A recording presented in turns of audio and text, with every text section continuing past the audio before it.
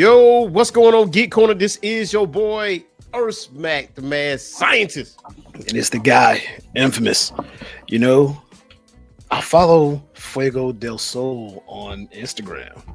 Remember Fuego del Sol? Well, it was from Alabama's greatest luchador or something like that. He's taking the mask off. Yeah. He took the mask off. He's a whole heel now. And I didn't know. I thought he was a regular white guy.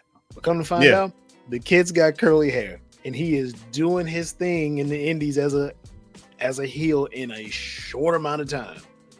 Yeah. He is needed in AEW right now. He's needed somewhere besides that indie circuit. Yeah, because I you know what's funny is that I mean, obviously he worked for AEW and he had this program with Miro. And you know, Miro, and the gimmick was Miro had a weakness, and that was his neck. And since Fuego del Sol was doing like a net breaker kind of thing, that was kind of like his way of winning the match. But that really got Fuego del Sol over, because I don't know if he actually beat Miro, but it led to a couple very entertaining matches. So yeah, I will say though, it went viral that Fuego del Sol's heel turn, especially within the wrestling space, that he took the mask off, he did the heel turn, and he beat the brakes off somebody. I'm not sure who he breaks off of him. I mean, chair to back, and I'm like, yeah, this that other gear right there for him, and hopefully, you know, he'll come back over to maybe AEW or Ring of Honor, or hell, even like NXT or WWE.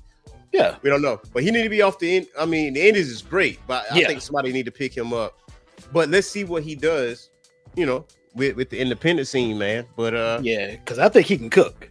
When I mean he can cook, I had a chance to meet him with me and Steph when we went out to Jacksonville. Yeah, when I mean he's cool. When I mean he's probably one of the coolest guys, one of the most down to earth guys you'll meet. Because one, he was already over with the crowd, and this is when the talent would basically sit in the audience because they were getting ready to go on the road. They were getting ready to go on the road because of COVID. Like that Daily's Place show was the last one before they got back on the road because of the pandemic. Yeah. When I mean Fuego became one of my favorite wrestlers just by how cool he was. Like, he had no problem with taking a picture. He had no problem with an autograph. It was just, if you asked him for a picture, he was quick. He was quick to take it. So I mean, kudos to Fuego, man. I'm happy to see him. Happy to see him doing his thing, man. Even if it's a heel, I'm happy to see him doing his thing and it's unmasked. Hopefully, GCW takes good care of him and make him be the star that he really is, bro. Yeah, absolutely, man. I mean, GCW is a good landing spot. Yeah. I know AEW has worked with GCW in the past. Not sure how the relationship is now, but still yet though. You might be GCW champion one day. Yeah, might be. But yeah, man, we got a jam-packed show for you guys today because we speaking of Fuego del Sol and him being was a masked wrestler. Today we was gonna talk about sometimes we do top 10s, right? We did our top 10 like black wrestlers. I think we did another top 10 prior to that, but we never really did a top 10 masked Lucha Libre. We never did that. My list is gonna be so trash compared to what folks say. I'm gonna get some backlash off of this one. Man, I don't know, man. I don't know. I think maybe because I feel like, especially in the United States, I think a lot of people, as a majority, without, you know, there's a certain percentage of wrestling fans that have consistently watched Lucha Underground, have consistently watched CMLL and the AAA. More CMLL and AAA because that was before Lucha Underground and everything else. So that's a core small group of people. But as the overall spectrum of things, though, especially in the United States, I think people's first introduction into Lucha Libre or that style of wrestling was a Cruiserweight division in WCW. Oh, so, very entertaining. Yeah. I mean, very entertaining. And if you take a look, if you go back and look at some of those matches, yeah, when the Cruiserweight division was really taking off, when they had the likes of and the crazy part is they didn't just have luchadors. Mm-hmm. Chris Jericho was in there, Malenko was in there, but then you add the cruiserweights, and then it turns into a whole free for all on who even Psychosis tall ass was in there. I mean, you look at that division. That division was to me was one of the best things that happened for folks to learn what the luchadors could do, because Ray put on the show, Hoovy put on the show, week in and week out. Yeah, absolutely. And it's one of those situations that cannot be duplicated. You know what I'm saying? Never. Like WCW, if one thing is a couple of things that WCW did not get right, but the one thing that did get right is that Cruiserweight division. Because if it wasn't for that Cruiserweight division, if that division was non-existent in WCW, Nitro would not be successful. Nitro would not be successful for 83 weeks straight. Yeah, you got the big stories for the main event or whatever. Even Goldberg even he said, man, when I was watching Nitro, it wasn't for guys like me or Sting. I was watching the Cruiserweights. You know what I'm saying? He said, them guys can go. Like, those are the ones I was interested in. Those are the ones I was watching. So, and that speaks volumes. And what I mean by cannot be duplicated, they tried in WWE. They tried with the light heavyweight division. Did not last long at all. It's only two individuals I remember in that division. That's Taka Michinoku and Bryan Crystal. And that's it. Those are the people I distinctly remember. And then when WWE bought out WCW back in 2001, fast forward years later, they did the Cruiserweight Classic, which was a phenomenal tournament, by the way, which you saw the likes of Zack Sabre Jr., you saw Kota Ibushi, you saw Cedric Alexander, you saw Tozawa, Tommaso Ciampa, he's in there. You know what I'm saying? So it was some people that was in the Cruiserweight Classic that you now see on the main roster or in a different capacity, in other wrestling promotions. So that's what I was thinking about it over the past 2 weeks.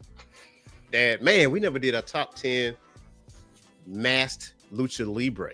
And also, we didn't do our Mount Rushmore of masked Lucha Libre either. So that's what we're going to do today. We're going to compare notes because I've done some scouting. You know what I'm saying? I'm like an NFL scout, man. I was looking at matches. I was looking at certain individuals. I was looking at other people's lists, and I was like, nah, I can't bang with that. I can bang with that. So it was a fun list to make. I will say that. A fun list to make. I did one switch out. Two. I did two switch outs. I did like 4. Yeah. May have been 5. You said 4, maybe 5? It may have been 5 switch outs, man, because I had to go back. I had to go back and think, man. Yeah. Now, let's start first though with our Discord, right? So if you haven't joined our Discord, you can go ahead and join our Discord. That is free 99. And I did ask some individuals in our Discord, who are your top 10 masked Lucha Libre? Now, people like Ultimo Dragon and Jushin Liger, they don't qualify. They're Japanese wrestlers. They wrestle that style, yes. But Lucha, we looking at Lucha Libre, like Mexican style wrestling. So Darkness stated that he didn't do his top. He took 2 off the list, so he left with 8. So his number 8 was Grand Metalik. His number 7 was Ray Phoenix. His number 6 was Pentagon Jr. His number 3 was Psychosis. Number 2 was La Parker, and number 1 was Ray. So he said Ultimo and Luger aren't really luchadors, so he took them off. So he said he updated it, but I didn't see anything else from that. That Bugs Bunny, that no. He was like, nah. He's like, no. Can you take that off? was a no. He didn't ask him to take him off. He was just like, nah. Now, the other person is Pat Venning. Now, Pat Venning gave us his Mount Rushmore. And his Mount Rushmore is Ray, S.A. Rios, Mr. Aguila, Psychosis, and La Parka. That is his. S.A. Rios. I ain't heard that name in a long time.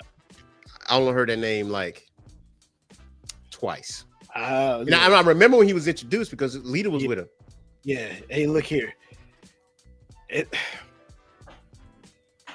He was brought onto the big screen at the wrong time. Mm-hmm.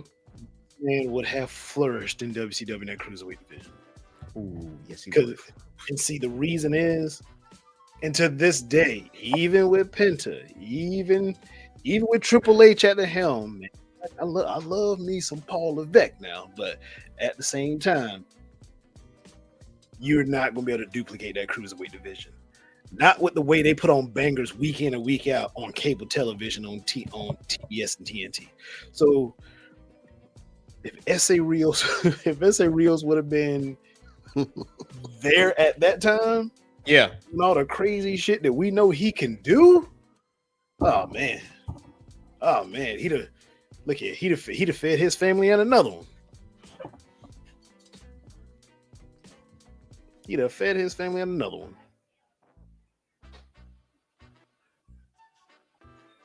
Hey, E, I can't hear you, bro. Oh yeah, my bad. There we go. I said yeah, but I really was SA and no disrespect to Lita or whatever. I'm glad they were paired together because they were a perfect pair. But if he would have been in WCW during that time frame with that Cruiserweight division where you had high flyers and technicians all in, and they had bangers every night. Mm-hmm. Oh man, I'm just so jealous of guys like Chris Jericho and Dean Malenko because they were in the thick of that. Yeah, they was in the thick of that. And on top of all that, Dean Malenko wasn't really a high flyer. He was a technical savant. He was a man of 1,000 holes. He wasn't doing that. He wasn't doing that flipping and jumping around. He would catch your ass lacking, but that Texas Cloverleaf and was a terror in that division.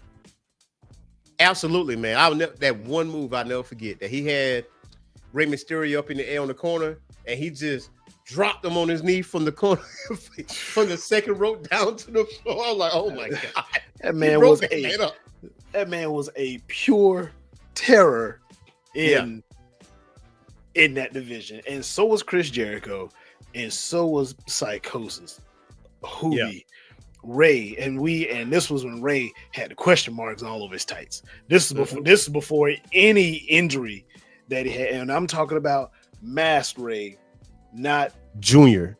Ray Mysterio Jr. And we're talking about before WCW made an ultimate mistake in making him take off his mask, which to this day is one of the worst wrestling decisions I think I have ever seen in the business of wrestling. Because he didn't want to do it.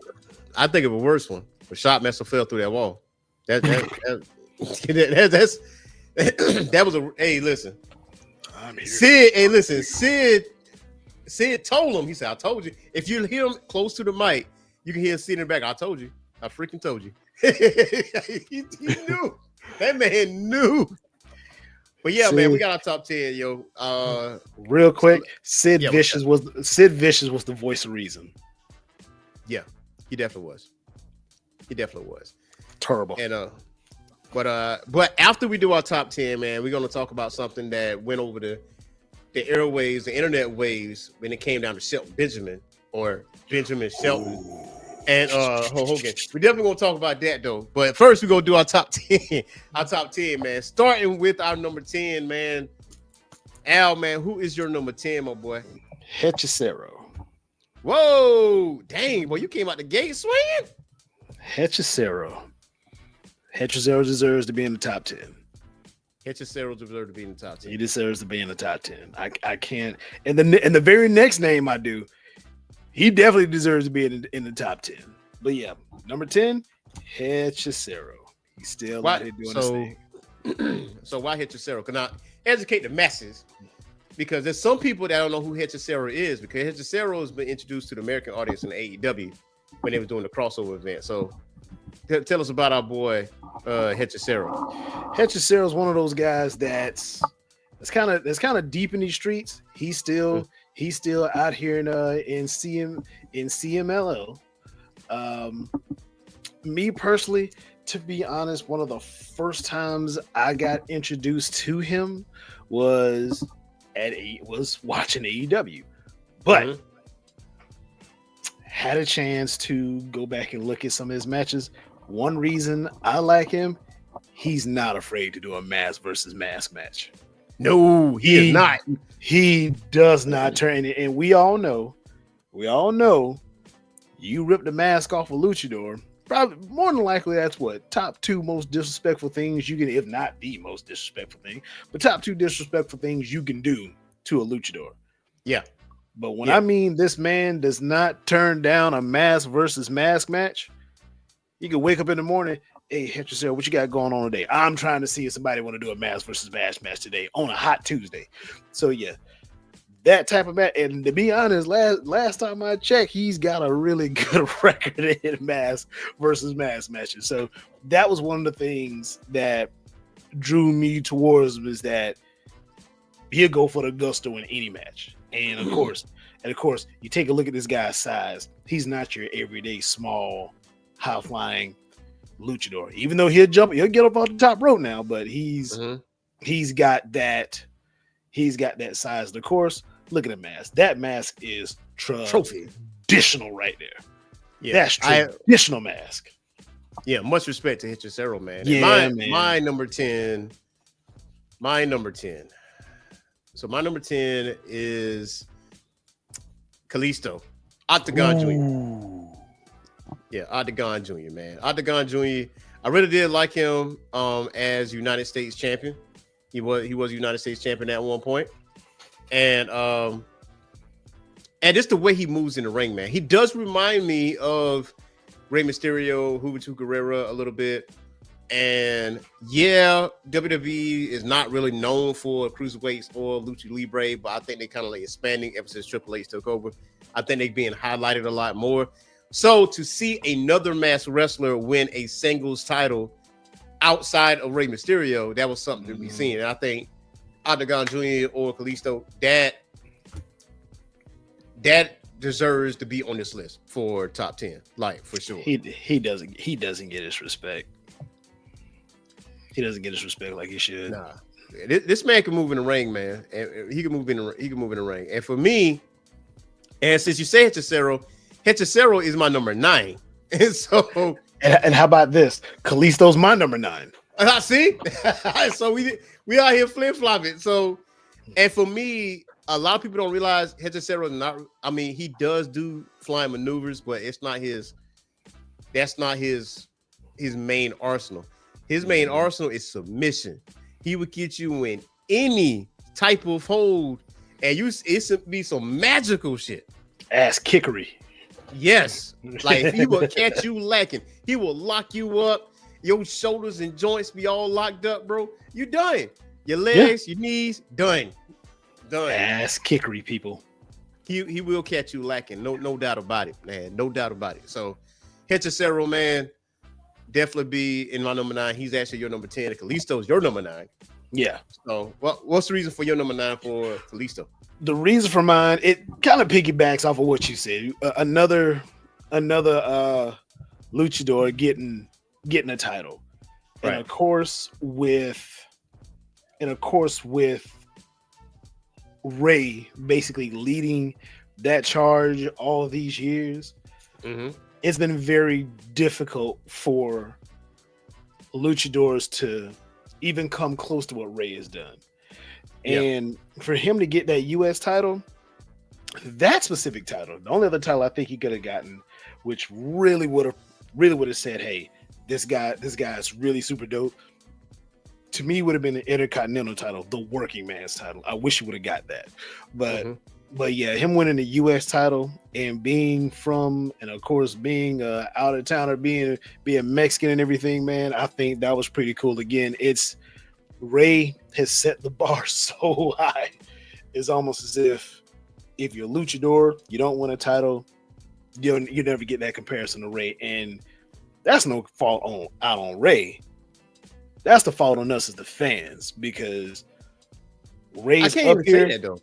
Yeah. I mean, I say Ray is up here, but guys like Kalisto, I think, given a chance, he probably could have got there. If not, they would have gotten close there, because he was freaking. He was like Ray 2.0, short, could move, a lot less injuries. But I just think that whole Lucha, I wasn't a big fan of that. Yeah. I really wasn't a fan of that either. It was more like his in-ring ability and stuff like that. Yeah. Now, also, speaking when it comes to masked wrestlers, major wrestling promotions, U.S. major promotions, don't really view masked wrestlers as world champions. So they don't. So when you look at Rey Mysterio being a world champion, that was an anomaly, and think about it. Now after Rey, was there any other masked world champions? There wasn't. Not even close. Right. So if you really think about it, I would say AEW will more likely have a world champion that is masked faster than WWE will. Oh yeah, for the next one. You know what I'm saying? But one other wrestler is my number 8 though, and my number 8 is my boy Rey Fenix from the Lucha Brothers. That's my number 8. Yeah, anymore. This man can go. You got him way back. Yeah, I got him at number 8 though, but I got him at number 8, and there's reasons I got other wrestlers up there higher than that. Now, this ain't a disrespectful part, you know what I'm saying? But Rey Fenix, though, man, him and Pentagon Jr. or Penta, Sierra Romero, I was introduced to them in AEW as tag team. They had arguably the best tag team match in AEW history against the Young Bucks in a steel cage match where both of them were bloody. Man, that right there told like a major story in the ring, man. And that is one of those, that's one of those matches I can go back and watch from like from start to finish. So I'm talking about from the entrance with the fire and live music and the blood going through the mask, because I never seen that like blood going down through a mask. But Penta protecting his brother and Rey doing like so much aerial assault. This man is a rope general, man. Not Rey, rope general. This man is great, man. But who you got as your number 8? Number 8. Mil Mascaras. Say that one more time. Mil Mascaras, if I said his name right. Rey Mascaras? Nah, Mil, he's old school. If I'm correct, man, he is the grandfather of Alberto Del Rio, if I'm right. Oh, is he? Okay. Isn't he? Or am I thinking about somebody else? Now you got me stumped here, man. I'm sorry. He's not the grandfather. He's the uncle, Alberto Del Rio. Oh, okay. Del Rio's Mil MIL. And I'm pretty sure I'm saying his last name wrong. Mascaras is MAS. Oh, Mil Mascaras. Okay. Yeah, CARAS.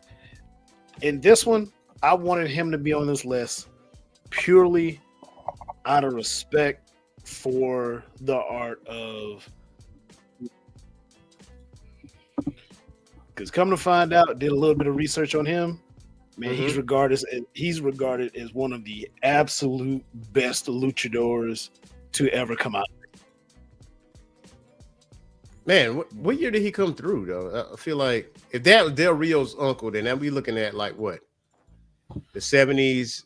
He was inducted into the Hall of Fame back in he was inducted to the Pro Wrestling Hall of Fame in 2010, WWE Hall of Fame in 2012. Okay. Since he's in one of Mexico's most prominent wrestling families, his brothers were the luchadors.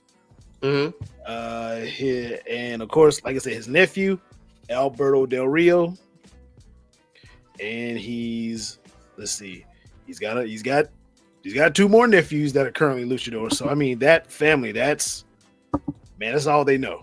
And like I said, it's purely out of, because I remember watching his Hall of Fame induction, and I was like, this is a Hall of Famer right here.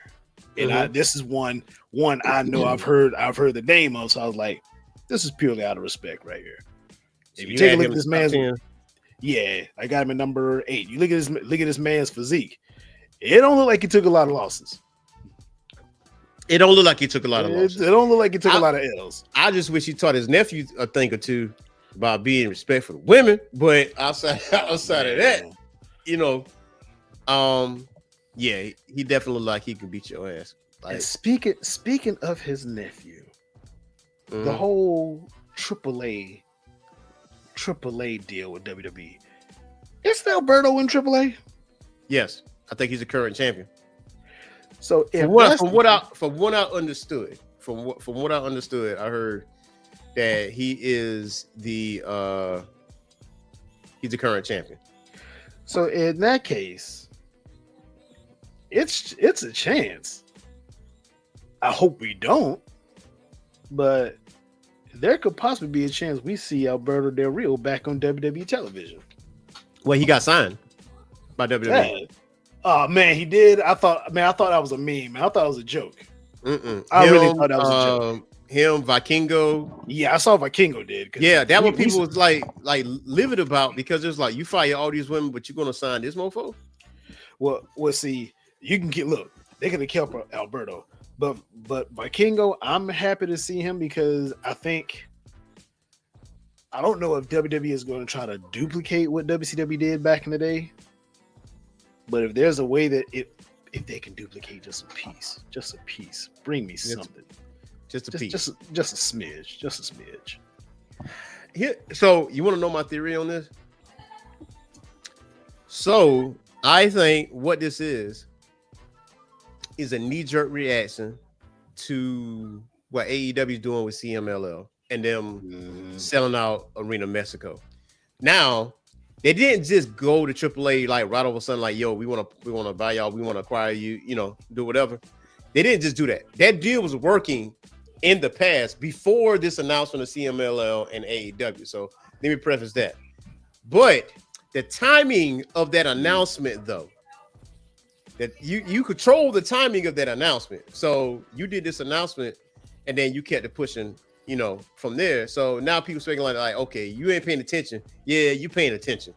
And then you highlight Vikingo, who's knowingly has been on AEW television for forever and a day, like doing matches with Kenny Omega and some other performers in AEW. So clearly you seen this man in the ring. Also, JBL being in AAA, making appearances in AAA. Like that would, like, well, what you doing here, bro? What you doing?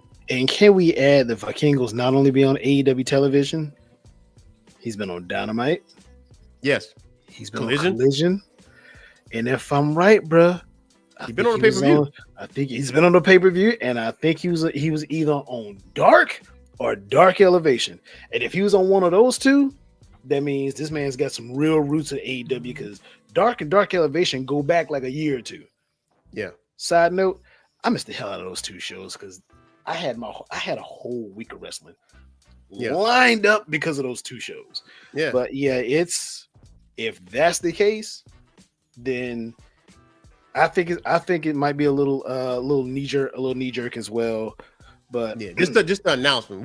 The partnership, the acquirement was coming, but the announcement though, that was petty. So it's like, and you announced it during the biggest event of the year. Your Super Bowl, you announced that, knowing AEW have been advertising the entire week right up the strip from where you are. Yeah, basically, I think it's a petty move. I don't know about who, because I don't think Triple H got that type of petty in, but somebody was like, "Hey, he do. Hey, Paul, I got an idea," and somebody followed up and they did it. Yeah, he do. He got that in him, man. And my number 7 for my luchadors is someone I definitely been following, and is Mystico, or otherwise known as Sin Cara. Me too. Yeah, and that's your number 7 too. That's your number. All right, cool. Me too. Hey man, Sin Cara has been in Mystico has been in other promotions, but him and Kalisto both have been in a tag team together. So it's not really a whole lot I can say about him other than he's just a phenomenal talent. And now he's not with WWE, or I haven't seen him on TV. He's been wrestling in other promotions. I really do want to see him on like major TV again, to see what he could do. But Mystico do belongs on his top 10 list, like hands down, like no question about that. I think his time in WWE was, you had injuries. I think he had some issues with the wellness policy and everything. Like either roids or drugs or something like that. If I'm right, he had a couple suspensions, run-ins with that, and then he leaves WWE. He goes back to Mexico, and next thing you know, he's tearing it up. He's gone back to Mystico, and I need a lot of people to look back on the story of Mystico, because there's been two dudes that we've seen where there's been two guys that we all know of to be Mystico, and WWE had the gall, which they just didn't execute it right. They had the gall to actually take that story, and they used it when you had Sin Cara Azul versus Sin Cara Negro. They just didn't execute it the way I really wanted them to. But this man has been tearing it up ever since he left WWE.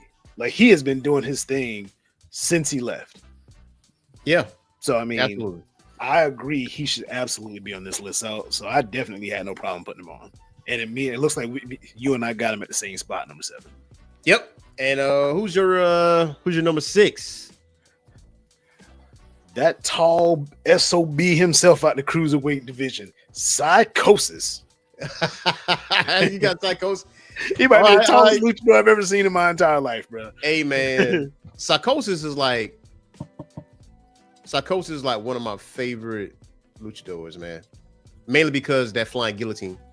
Ooh. It's flying guillotine for me, man. Out there, look at he do that. Out there, telling your man better teach him how to squabble. Hey, listen, boy, if you get hit with that flying guillotine, man, it's a wrap for you, man. A wrap. It's a wrap for you, man. Look at Ray. Man, in pain. Ray, I'm struggling. Man, but Psychosis is great, man. Also, he's been in Spider-Man. I mean, he got packed up and shipped off by Bonesaw in the cage. But Psychosis is that dude, man. He's that dude. He gave us some good matches, boy. Mm-hmm. Absolutely. The way his whole entire outfit come together, man. I think the outfit that he's wearing right now against Rey Mysterio is probably like my favorite one. His mask was underrated too. Man, underrated. Man, it should not have been. That mask was serious. Yeah, man. I really do love. I really do love Psychosis, man. Now, my number 6 is actually a classic, and this person is very famous in Mexico. Obviously, all of them are. And Blue Demon Jr. Yeah, Blue Demon Jr. Man, because he's been in movies in Mexico fighting vampires. You know what I'm saying? So outside of wrestling, this man is fighting old vampires, man. And Blue Demon was viewed as the hero. He was viewed as the protagonist. And it's Blue Demon and Blue Demon Jr. And he's just a legend. He's just a legend. Mm-hmm. And we talking about legend on the level of El Santos, going back to that. So Blue Demon is my number 6, man. He's my number 6. Now we in our top 5, man. Where you at with it? Ready? Yeah. Here's my number 5, big dog. What you got? The Juice himself, Juventud Guerrero. You got Hoover too, Guerrero. Yeah, he's a number 5 as your number 5. Okay, number 5. Okay, number so 5. so why you put him at number 5? Because he's the juice, and when it With the all mask boiled on. down with the mask on, not Hoovy nowadays. I don't like unmasked Hoovy, but Yeah. masked Hoovy. Well, yeah, masked Hoovy. That Hoovy driver. Mm-hmm. Oh, underrated. Loved it. Look at this right here. Look at that mask. Look at that Yeah. mask. That mask gives me it gives me Jusha Thunder Liger, but in Mexico. Yeah. That's it. I mean this dude could really do his thing. I think he came in a little late for the Cruiserweight division. You think Just- so? You've been a multi-time cruiserweight champion though. Just a pin. He did his thing now. I just Yeah. wish he would have been there the moment they got started. Okay. The very second they got started, because I think if he would have got there as soon as they got started, more of the battles that he could have had, Mhm. and he had 5. He had some dope ass matches. Don't get me wrong. I just wish he would have been there as soon as they got going, so we would have seen this man just run amok through the Cruiserweight division. At the same time, everybody in that division did their thing, but this guy right here, he's one of my favorite all-time wrestlers, man. Period. So for me, I'm gonna hold it off because I actually have Hubitude at a higher part on my list. I got him. You did. I got him. I got him. I got him a little bit higher there, man. But I will say though, my number 5 is my boy Pentagon Jr. That's my number 5. Listen, I honestly would have had him higher, and I'm keeping it a whole bean. I was going to have him higher. I was going to have him higher, man. And I know people looking at him like, you know, he's the fresh new toy, whatever. Because people that just now introduced to Pentagon on WWE, they don't know ball. Okay, Yeah. they don't know ball. Lucha Underground, wrestling against Prince Puma. You know people know who Prince Puma is, but you know what I'm saying. Swerve was on that as well. Mm-hmm. But Pentagon Junior, man, or Penta Sierra Miedo, man, it's not a whole. It's how can I explain this? I can go back to that tag team match between them and the Bucks, man, and how he shielded his brother, how he took a hit for his brother, for his younger brother. Like he got in the middle of it. Like you saw the drama in that. Like he understands the theatrics. And the other part of it, because I know we talked about it like maybe a few weeks ago. Well, like prior to them signing with the WWE, or when they became free agents, when they had like contract issues or whatever the case may be. Penta is not hurting for money. Oh no, them guys, him and his brother, they ain't hurting for money. No, they're not hurting for money. Yeah, they are not hurting for money. And like the only reason they are in the WWE is because they want to be in the WWE, and that's something that they really want to do. And that's it. It wasn't even about the money, because if it was about the money, TK would probably give them more money than what WWE is offering. Yeah, so it ain't about to change. Nah, but Penta. But I see what they're doing in WWE. Like they're having Ray doing his own thing, Penta doing his own thing. But eventually, when they get together, it's going to be a magical thing. But that tag team division in trouble when they get together. They're going to be in some. Listen. You better figure something out, man. Because when the Lucha Brothers get together, when they finally get together, teach a man how to squabble. They're gonna kick your block off. You understand? They're gonna kick your block off. They're gonna disrespect you. They're gonna hit you and hit you right here in the face. Oh, or they take the glove off and like smack you, like smack you with it. That's Penta all day. Man, when Ray and Penta, when they get together, yeah, that's a wrap, dog. Yeah, that's a wrap on that tag team division. Epic proportions, man. So that's my number 5, man. Who's your number 4? Who's your number 4 out here? Ray Phoenix. Ray Phoenix is your number. Woo! Ooh, dang, you got that man high. Raise my number 4. Yeah, he's the shiny new toy over there at SmackDown. But again, for those that have never, for those that's just now seeing what Ray can do. Right. When he's not hurt, this man is a spectacle. This man is a human highlight reel when he's healthy. So I got him at my number 4. I expect him to do some really dope things over there in WWE. And I also think WWE has, I think they're keeping their eye on his health too. They're probably looking at him like, this dude's good, but he can get hurt in the drop of a hat. We ain't gonna let that happen to him. So I think right now, right off the jump, they're doing a good job. But when it's time for him to put on a dope match with somebody, he's going to deliver.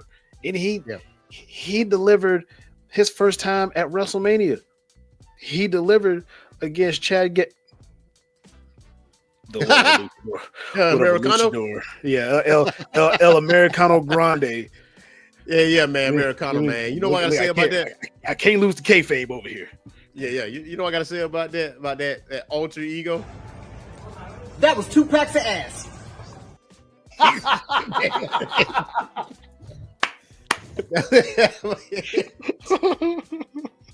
Let me out here. Man. Hey, let me out here. 2 packs of ass. He'll be out here disrespecting the Lucha history, man. Don't be out here doing that. Oh man, God. we said what you said? He told who was it? Eddie Kingston, smell like potato chips and Newports or something like that.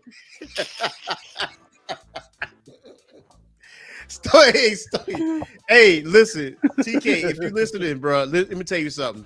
Stokely Hathaway, do whatever you can to keep that man in your employ. You understand what I'm saying? Do not let this man jump ship. Give him what he wants. Look, he can slap somebody.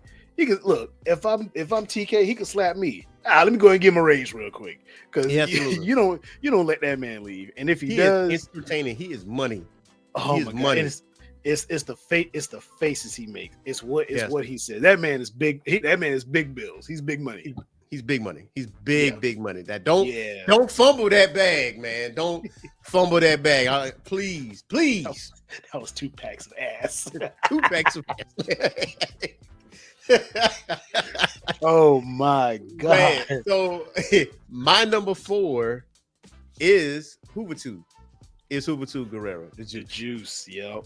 But I will say though, I feel like the juice was faster than Rey Mysterio in the ring though.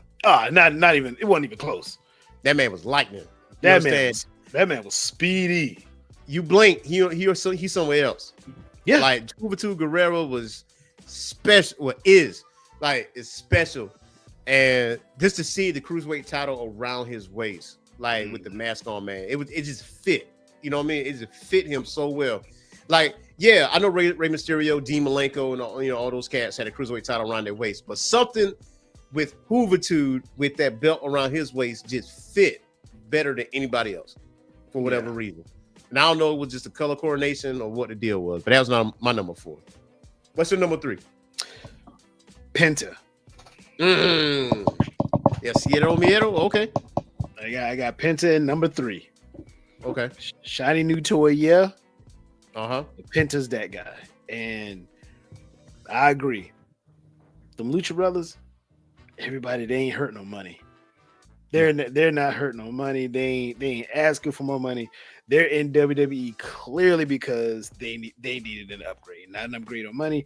They weren't being used right over in AEW. Yeah. So I mean, where they are now, I mean, they're getting feature matches. Like Penta's already part of a storyline with Finn Balor and the Judgment Day. So I mean, and I like what he's doing. And as of right now, if y'all ain't been paying attention to the social media, when he does that walk, I'm hearing "Smooth Operated by Sade" every time he does that walk. Hey man, shout out to Hang 'em High, because I think Hang 'em High, like he edited that and it just went viral. And like anything he does, like I think he does the Sonic rings. Like when somebody get popped on wrestling, he's the one who do the Sonic rings. So, hey, man, Penta is legit. Like no doubt about it, man. I ain't mad at him being at number 3. My number 3 is Psychosis. Ooh, that's a good one though. That's good to have that high. Yeah, I got a good feeling. I know who your number 2 would be, but go ahead with your number 3. Yeah. So Psychosis, man, is the flying leg drop, and he was taller than all the other Lucha Libre, and was he? But he was moving like he was the same size as them as far as height is concerned. You know what I mean? So yeah, I really dig in Psychosis, man. Psychosis was one of my favorite. His outfit, his costume, his mask, like the whole thing was just like right on money. And even when he didn't have the belt, his costume depicted him having the belt. It was like something. A small, it was something that was there. So it's kind of like, I think just growing up watching that, I'm like, I can't wait to see Psychosis on TV. You know, whether it's a winning effort or a losing effort, couldn't wait to see him. So who's your number 2, man? Who's your number 2? So I've been swapping this in and out. Look here, man. My number 2 was that man, La Parka. Was that man, La Parka. And for one reason and one reason only. Yeah. He was entertaining. That's it. Yeah. That's it. La Parka didn't get, look, the way La Parka moved, he didn't care if he won, he didn't care if he lost. For the most part, he was at the butt end of a loss. But when he was out there, he gave you a show. Him in that damn chair. He gave you a show. La Parka's my number 2. So, my number 2 is also La Parka. I knew it. Is also La Parka. Now, he was my number 1. To be honest with you, the chairman of WCW. That's what they called him, the chairman of WCW. And La Parka in Spanish meant Reaper. And the person that wanted La Parka to wear that mask, they wanted a skeletal type of lucha, and there had never been one. So when they gave it to him, he wore it. And I think it was a person that worked for AAA that designed that mask.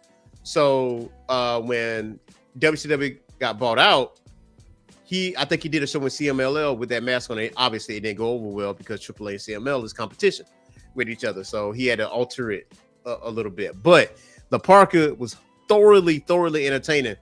I feel like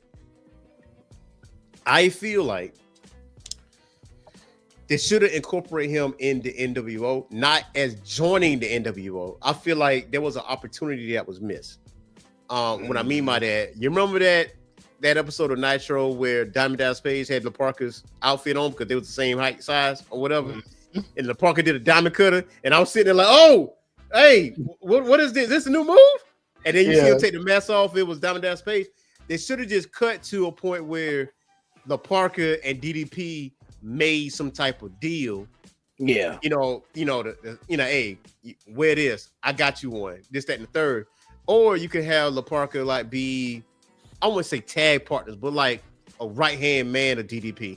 Like somebody that was helping him fight the NWO, even as a Lucha Libre. Because that would be an easy dub to incorporate everybody into the war with the NWO. But that's easy. That's it. That would have been an easy win. That'd have been an easy win. And of course, just like men, whenever we think something's easy, we ain't gonna do it.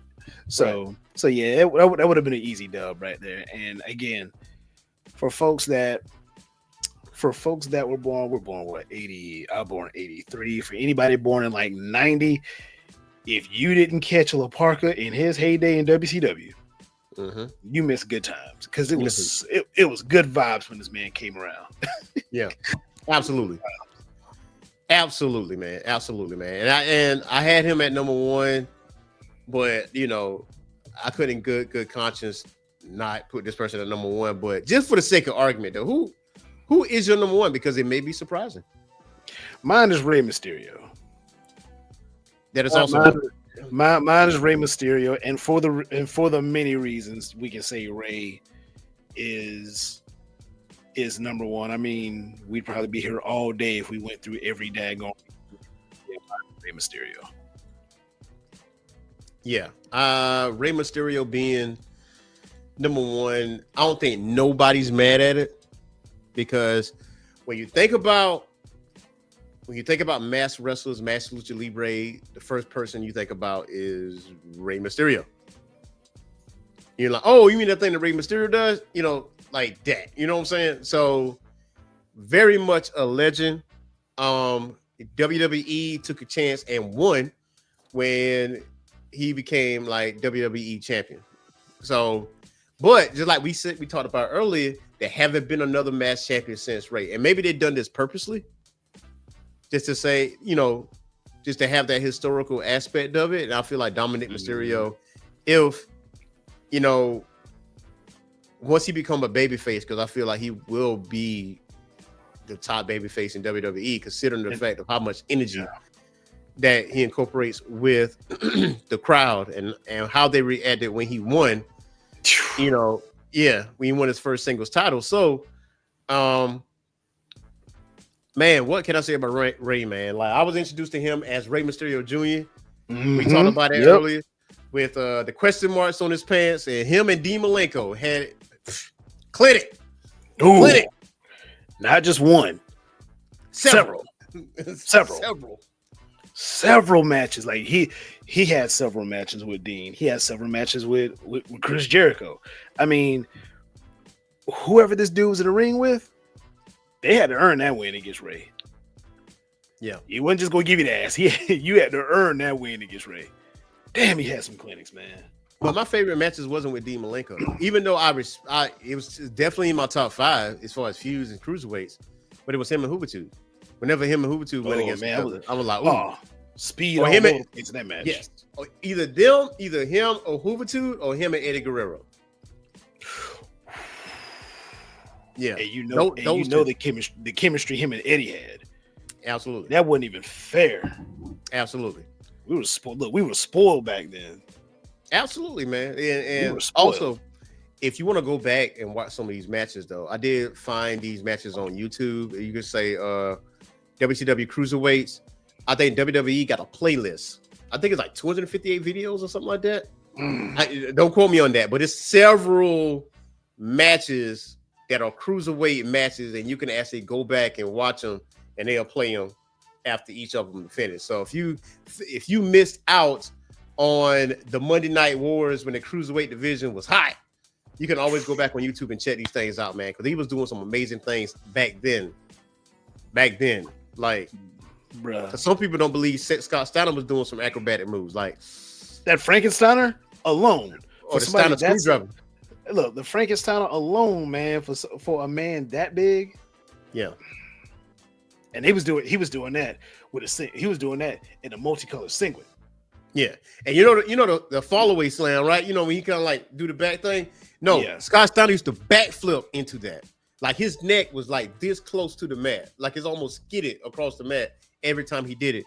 That's how crazy athletic Scott Steiner was. And the Steiner screwdriver, oh my God, nobody has ever done this move like after him. Like he didn't injure nobody, but it's looking at how devastating that finisher is.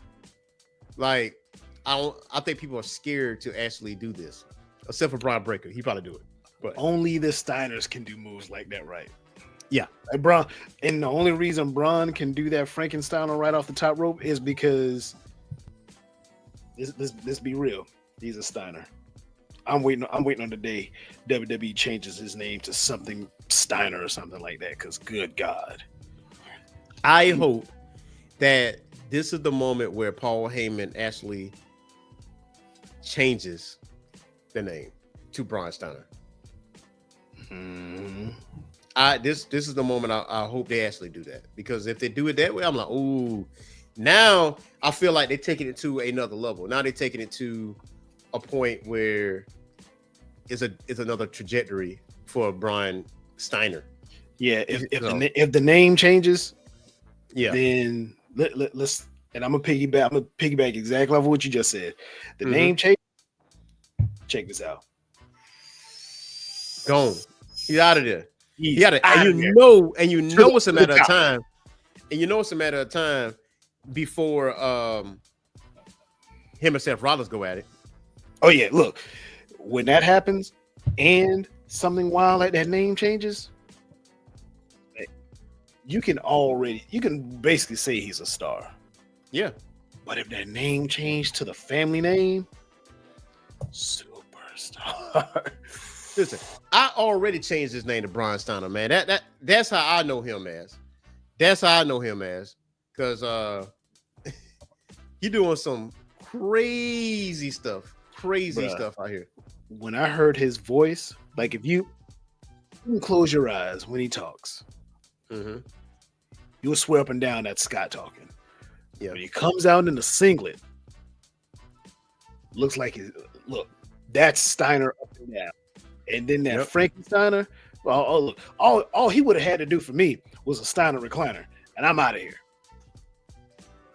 Yep. A Steiner recliner, and look here, I'm out of here. This dude is his daddy and his uncle all in one 2.0. Easily. It ain't. And never mind. I was thinking about the wrong person. I was thinking about Goldberg's kid, but yeah. Braun. Yeah, Braun is set to be a big star. He's young. I mean, he's got the look. He's tough. It's gonna happen.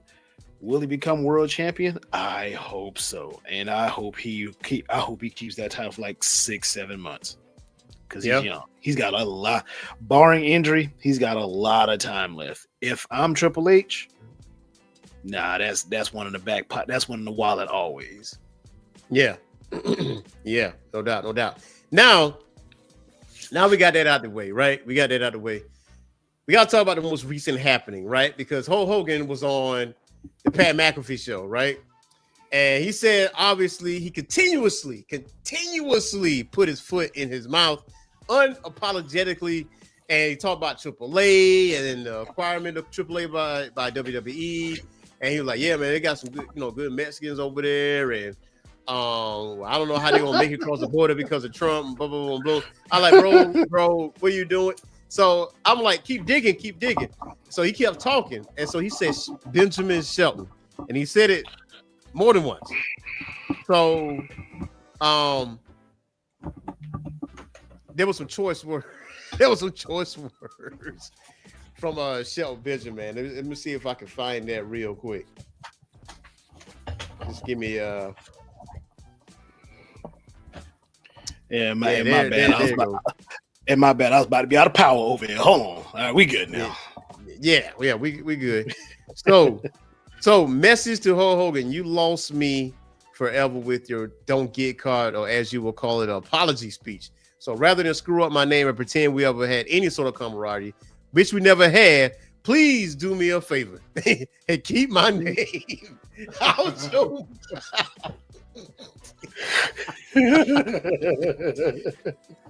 Hey, why does this man continue to get attention, dog? Like Pat McAfee. It's Pat McAfee, and honestly, this ain't no shade of Pat McAfee at all because I love Pat.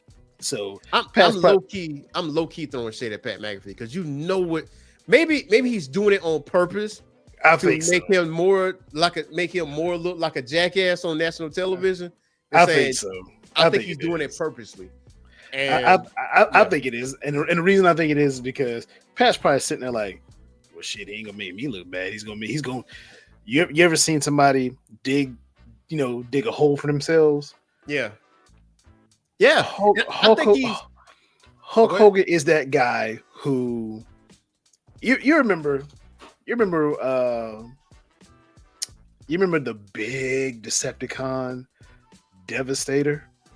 Yeah. Part of Devastator was a bulldozer.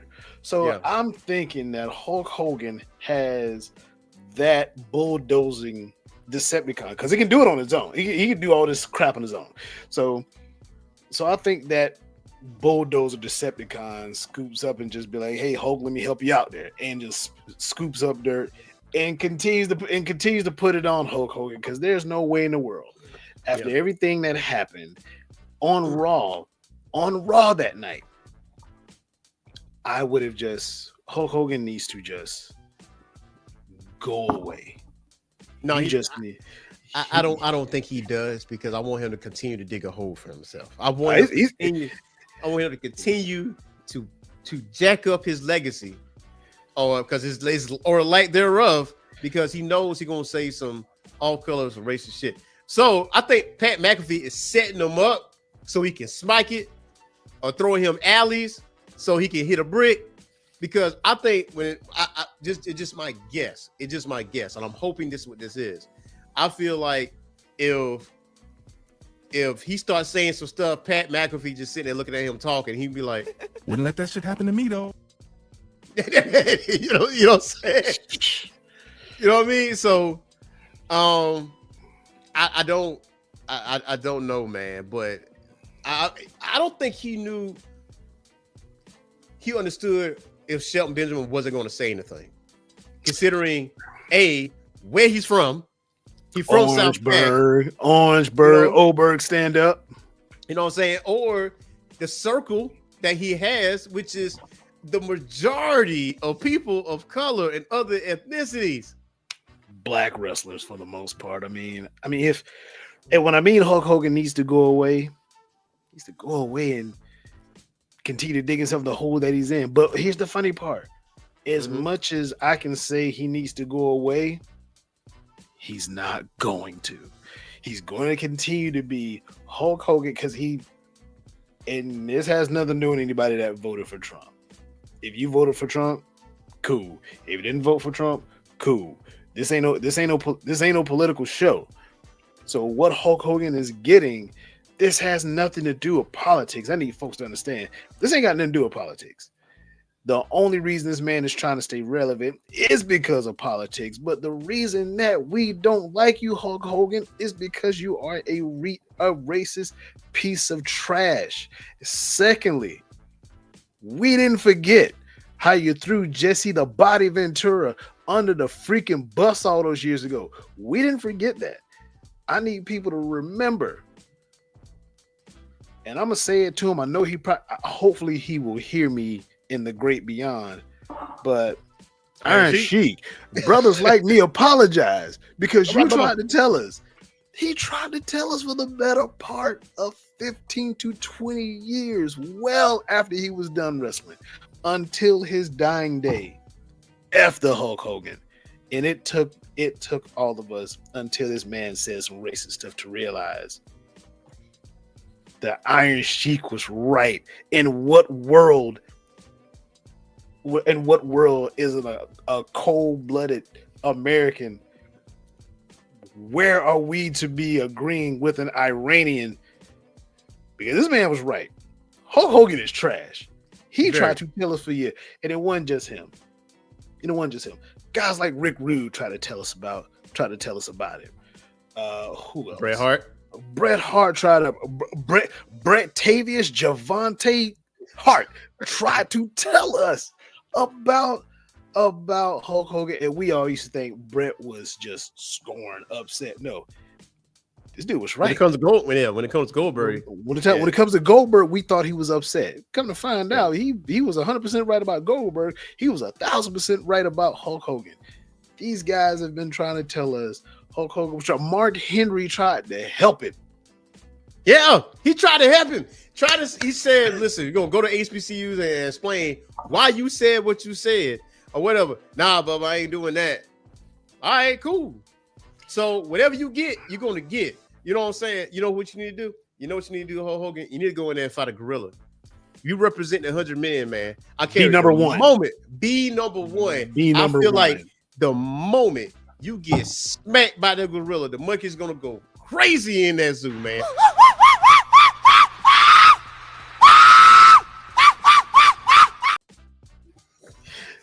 You go into a frenzy. As he rip you apart, man. Nah. Go fight that gorilla, bro. What he needs to do, gorilla. He needs to call up Booker T. Booker T will be nice enough to let him on the show, I think. And that's a really soft, I think. You see that meme? When he was in the back, give him that evil look. Yeah. When he was talking old boy. Yeah. Look, And you know what? You know what? I forgot all about that meme, so never mind. Hogan fight that man. Hogan, we coming for you. That's all I got. Hey, I don't think Booker T realizes the foreshadowing of his statement from the 90s. He can. It all makes sense. It all makes sense. Like, you shouldn't even apologize now because it makes sense. It fits. If Booker T could go back in time now, real quick, if anybody knows some of the rules of time traveling, you don't meet yourself. Future doesn't meet past self in time travel. So if he could just time travel and be like around the corner, watching that interview, watching that promo, after he sees it, he's like, damn, I was cooking back then. And then come back to 2025. Yep. I would do that because now that you look at that funny ass moment, you sitting there saying, hey, we need to go get this MF, man, because apparently Booker T had the right idea all them years ago. We just need to execute that idea now. Yeah. Yeah. Man's a racist piece of trash, man. Man, you know what? I feel like this week for the next 7 days, I'm gonna find pictures of when Hulk Hogan was getting his ass beat in the ring, and I'm gonna put that as my profile picture. Oh man, him getting super kick in the face. Brock Lesnar put him in the bear hug, make him bleed out his mouth. That time Earthquake sat on him, bro. Earthquake sat on him. I thought that was an amazing moment in wrestling because that was on the set of Brother Love's show, and I think he got him in the ring one time. But but Earthquake sat on him. And for me, as a kid, I was hurt. But now that I think about what Hulk Hogan is, I'd have Earthquake do that shit 10 times, 8 times on Sunday. Yeah. Shawn knew what he was doing when he super kicked him in the face. Shawn knew exactly what he was doing. Kurt Angle putting him in the ankle lock. Undertaker choke slamming him. Macho Man did an outstanding elbow drop on him. Yeah. There's Lex Luger put him in the torture rack. Oh man, Goldberg jackhammered him. Yeah, that's the type of stuff I'm gonna have, man. But yeah, man, check it. That is our show for today, man. In the comments, let us know what is your top 10 masked Lucha Libre, man, because we really want to know. And obviously, there's a lot of masked Lucha Libre. I mean, obviously, it's CMLL and AAA, stuff like that. So if you are a AAA enthusiast, if you are a CMLL enthusiast, and you just want to give a little history lesson on some of these masked wrestlers, feel free to give us your comments under our description below, man. You got anything else for the listeners out there? Yes, for anybody making a list, please feel free to check out some of the female luchadors down there. Cause man, I've been on Facebook, been catching some clips, and Shawn Michaels must be sending some women down there. Cause look here, they thick. Look at Chef Michaels must be down there. But aside from that, everybody, of course, shout out to Earth Mac for the platform as always. Support the Patreon, man, and of course, subscribe to the Discord. When you come into the Discord, man, especially with the wrestling, you'll be around fellas that just love the art of wrestling, man. So please subscribe to the Patreon. Jump on the Discord, man, as soon as you can, and of course, shout out to Earth Mac, shout out to Vivo. Shout out to Boogie Blends, my G out there in the Aiken, and everybody. If you can't be infamous, look, be famous and be damn good at it. That's right, and be sure to tune in tomorrow, because we have another video with Vivo, Boogie Blends, and myself, because we're actually going to be dissecting an anime that is on Netflix called Yaiba, which is a remake of another anime, but Yaiba is pretty funny, pretty good anime. So we're gonna be breaking that down. And then the next week, we're going to be breaking down Moonrise, which is also an anime that's also on Netflix, and we also gonna be talking about some other things as well. So until next time, y'all, peace. And go see Sinners if you haven't. Yes, and Thunderbolts. Please. I gotta go see Thunderbolts. That's next. Yeah.